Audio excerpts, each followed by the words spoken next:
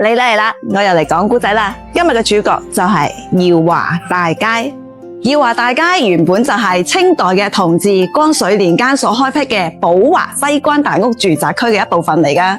咁喺廣州呢，佢可以話係保存得比較完整，仲有一定規模嘅西關傳統居民街區。咁喺清朝嗰陣時呢，廣州就商業繁榮啦。咁西關一帶呢，就係富貴人家嘅聚居地方。咁呢度嘅建築都好有特色㗎。咁耀華大街入邊呢，現存得最早嘅住宅就係始建於清朝嘅光緒年間啦。咁其餘大部分嘅呢，都係清末民初嘅時候起嘅。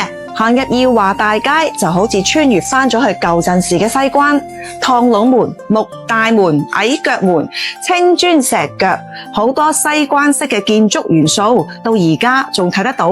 咁呢條街呢，全長淨係得110米，但係保留咗好多間西關嘅民居，完全可以代表19世紀到20世紀呢200年間西關居屋嘅多樣性同埋固有嘅特色。大家可以睇下啦，呢度就係耀華大街嘅1號啦，傳統嘅水磨青磚牆、趟櫳嘅木門，咁呢一啲呢，就係最早期現代風格嘅別墅設計。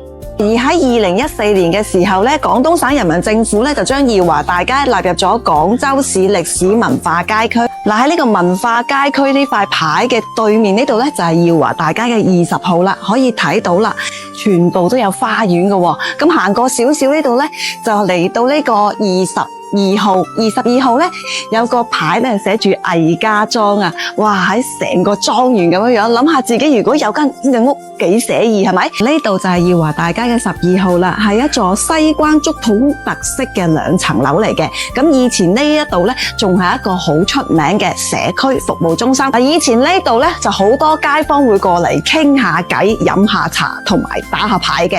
咁總之呢，耀華大街呢度呢，滿滿都係老港門嘅回憶同埋故事。